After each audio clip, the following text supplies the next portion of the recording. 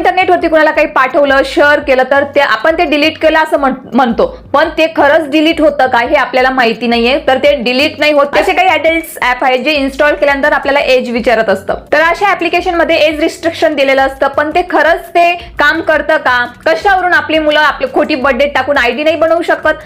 ते ऍप्लिकेशन काही birth certificate मागतं किंवा काही प्रूफ मागतं. काही मुलं आपली पर्सनल इन्फॉर्मेशन, आपले प्रायव्हेट फोटोज एकमेकांना शेअर करत असतात.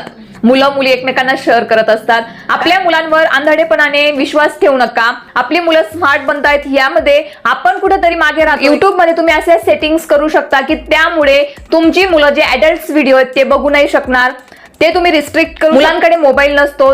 13 ते 17 वयाची जी मुलं आहेत त्यांच्याकडे मोबाईल नसतो टीनेजर्सकडे. तर ऑब्व्हियसली ते पॅरेंट्सचा मोबाईल यूज करत असतात. पण ते मोबाईल मध्ये काय बघत आहेत तरी. हॅलो नमस्कार मंडळी, कशा आहात सगळे? आय होप तुम्ही सगळे मस्त असणार, मजेत असणार. तर आजचा हा व्हिडिओ स्पेशली पालकांसाठी आहे, पॅरेंट्ससाठी आहे. आपण आजच्या काळामध्ये, आजच्या ह्या डिजिटल वर्ल्ड मध्ये आपली मुलं स्मार्ट व्हावीत हा तर आपला प्रयत्न चालूच आहे. पण आजच्या ह्या डिजिटल वर्ल्ड मध्ये आपण पण तितके स्मार्ट आहोत का हे तपासणं सुद्धा खूपच गरजेचं आहे. आपण आपल्या मुलांना मोबाईल देत आहोत, पण त्यांना मोबाईल देणं किती डेंजरस असू शकतं, किती हार्मफुल असू शकतं हा आपण विचार केलाय का? तर आजच्या डिजिटल काळामध्ये प्ले स्टोअर वरती किंवा थर्ड पार्टी सोर्सेस वरती असे काही ऍप्लिकेशन आहेत जे मुलं यूज करतात आणि ते यूज करणं मुलांसाठी खूपच डेंजरस असू शकतं आणि हे पालकांना माहित नाहीये. पालक सहज, मुलांकडे मोबाईल नसतो. 13 ते 17 वयाची जी मुलं आहेत त्यांच्याकडे मोबाईल नसतो टीनेजर्सकडे. तर ऑब्व्हियसली ते पॅरेंट्सचा मोबाईल यूज करत असतात. पण ते मोबाईल मध्ये काय बघत आहेत तर इथे पॅरेंट्सने लक्ष देणं खूप गरजेचं आहे की आपण मुलांना कोणती वस्तू हातात देतोय, कुठले ऍप्लिकेशन यूज करायची परमिशन देतोय, किंवा आपलं बाळ मोबाईल मध्ये काय करतंय, काय बघतंय, कुठलं ऍप्लिकेशन यूज करतंय हे सगळं लक्ष देणं आपलं काम आहे, पालकांचं काम आहे. आपल्या मुलांच्या मोबाईल हातात आल्यानंतर ते कुठले ऍप्लिकेशन यूज करतायत, त्या ऍप्लिकेशन वरती ते कुणाशी बोलताय, कुणाला काय पाठवताय, या सगळ्या गोष्टी आपल्याला माहित असणं गरजेचं आहे आणि आपलं त्याच्यावर लक्ष ठेवणं सुद्धा खूप गरजेचं आहे.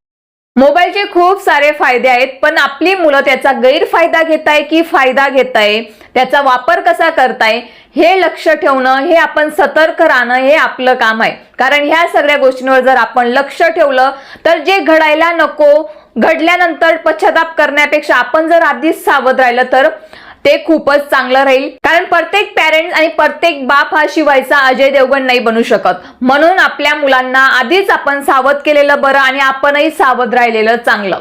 तर आजच्या व्हिडिओमध्ये आपण तेच बघणार आहोत. असे भरपूर सारे ऍप्लिकेशन आहेत की त्याचे मुलं गैरवापर करू शकता, गैरफायदा घेऊ शकता. म्हणूनच आपलं पॅरेंट्सचं लक्ष पाहिजे की मुलं मोबाईल घेतल्यानंतर काय यूज करताय, काय इन्स्टॉल करताय, काय अपडेट करताय, ते सगळं लक्ष देणं आपलं काम आहे.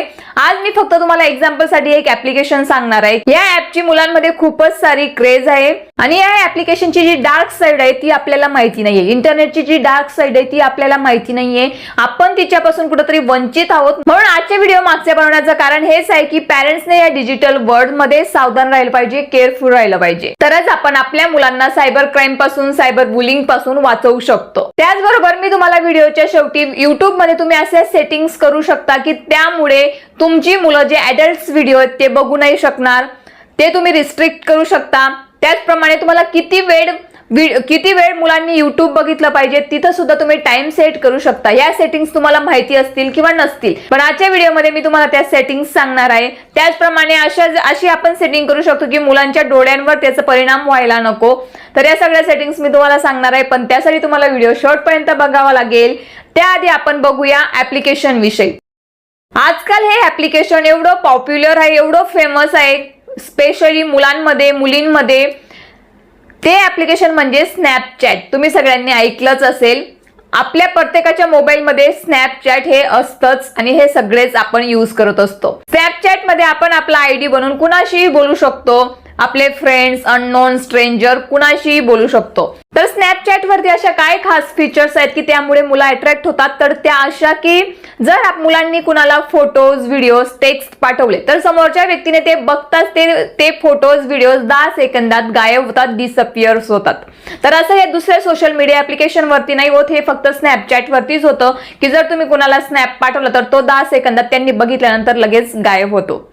तर काय होतं, मुलांनी यूज केल्यानंतर आपण ते क्रॉस चेक नाही करू शकत की मुलांनी कुणाला काय पाठवलंय, कारण ते डिसअपिअर होतं लगेच. पण आपल्या इनोसंट मुलांना हे माहितच नसतं की nothing really disappears on the internet. आपण इंटरनेटवरती कुणाला काही पाठवलं, शेअर केलं तर ते आपण ते डिलीट केलं असं म्हणतो, पण ते खरंच डिलीट होतं का हे आपल्याला माहिती नाहीये. तर ते डिलीट नाही होत, ते कुठं ना कुठं इंटरनेटवरती सेव्ह असतं, कारण इंटरनेट हा एक असा मायाजाल आहे जो आपल्याला कळत नाही. म्हणून इथं पॅरेंट्सचं सतर्क राहणं खूप गरजेचं आहे. असे काही अडल्ट्स ऍप आहेत जे इन्स्टॉल केल्यानंतर आपल्याला एज विचारत असतं. तर अशा ऍप्लिकेशन मध्ये एज रिस्ट्रिक्शन दिलेलं असतं, पण ते खरंच ते काम करतं का? कशावरून आपली मुलं आपली खोटी बर्थडे टाकून आयडी नाही बनवू शकत? ते ऍप्लिकेशन काही बर्थ सर्टिफिकेट मागतं किंवा काही प्रूफ मागतं असं आहे का? मग एज रिस्ट्रिक्शनचा काय अर्थ आहे, हो की नाही? तर ही विचार करण्यासारखी गोष्ट आहे. आता मी जे सांगते ते तुम्ही प्लीज लक्ष देऊन ऐका. 40 ते 50% टीनेजर्स हे स्नॅपचॅट यूज करत असतात. म्हणजे जास्तीत जास्त युजर्स हे टीनेजर्स आहेत. आणि तुम्हाला माहिती नसेल पण स्नॅपचॅट वरती खूपच अननोन लोकांशी मुलं जोडली जातात. स्नॅपचॅट ड्रग डीलर सुद्धा यूज करत असतात यंग लोकांशी कनेक्ट होण्यासाठी, यंग मुलांशी कनेक्ट होण्यासाठी. तर हे आपल्याला माहिती असणं गरजेचं आहे. त्याचप्रमाणे अजून एक फीचर्स आहे, ती खूपच डेंजर आहे स्नॅपचॅट वरती, स्पेशली मुलांसाठी. मुलं आपल्या फ्रेंड्सला, आपल्या फॉलोअर्सला स्नॅपचॅट वरती आपलं रिअल लोकेशन पाठवू शकतात. त्याला स्नॅप रिअल मॅप किंवा स्नॅप मॅप असं म्हटलं जातं. तरी फीचर्स आहे की आपण आपलं एक्झॅक्ट लोकेशन आपल्या फ्रेंड्सला पाठवू शकतो. आता ह्या फ्रेंड्स मध्ये काही स्ट्रेंजर्सही असू शकतात, काही अननोनही असू शकतात.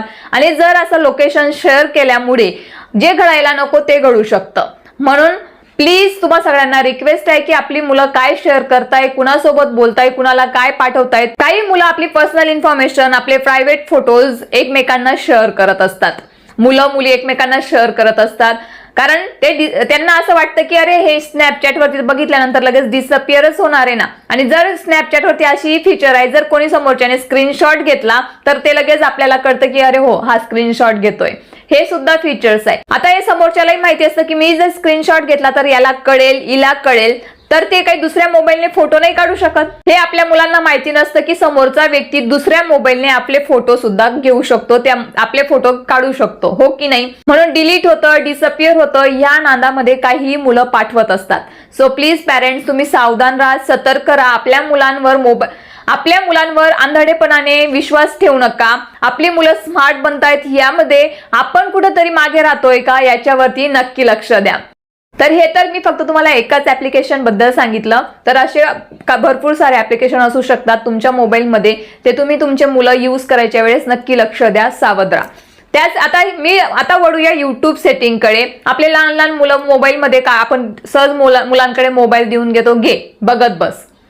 मग ते काय बघतायत, रील मध्ये कुठला व्हिडिओ कधी समोर येऊन जाईल ते, कारण युट्यूबला तर माहिती नसतं की आपलं बाळ बघतंय किंवा कोण लहान मुलगा बघतोय, हे त्यांना माहिती नसतं. कुठलेही व्हिडिओज येतात, ऍडल्ट्स व्हिडिओ येऊन जातात.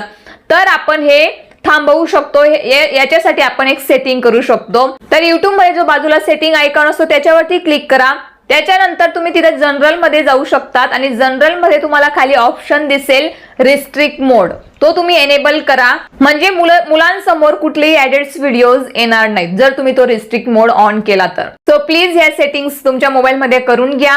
दुसरी जी महत्वाची सेटिंग आहे ती म्हणजे remind me take a break. ही आता आपल्या मुलांसाठीच नाही तर आपल्यासाठी सुद्धा खूप महत्वाची आहे. आपण ही सेटिंग प्रत्येक ऍप्लिकेशन मध्ये करू शकतो, फक्त युट्यूब मध्येच नाही. जर आपल्याला इंस्टाग्राम वरती, युट्यूब वरती जास्त रील बघण्यामध्ये आपल्याला कळत नाही की अरे आपण किती तासापासून बघत आहोत, तर ही सेटिंग नक्की करून घ्या. Remind me take a break यामध्ये जाऊन, या सेटिंग मध्ये जाऊन तुम्हाला हवा तेवढा वेळ सेट करू शकता. जसे की 1 तास नंतर जर तुम्ही 1 तासाचा टाइम सेट केला तर 1 तासानंतर व्हिडिओ ऑटोमॅटिकली बंद होईल. व्हिडिओ बंद झाल्यामुळे मुलं आपोआप तुम्हाला मोबाईल देतील किंवा आपल्यालाही कळेल की अरे आपण 1 तासापासून मोबाईल बघत आहोत किंवा आपला मुलगा 1 तासापासून मोबाईल बघत आहे. म्हणून ही सेटिंग नक्की करून घ्या, टाइम सेट करून घ्या की एवढाच वेळ आपल्याला मोबाईल बघायचा आहे. त्याचबरोबर आपल्या डोळ्यांना ब्राईटनेसमुळे मुलांचे डोळे, आजकाल लहान लहान मुलांना चष्मे लागतायत, कारण का जास्त मोबाईल स्क्रीन टाइम मुळे.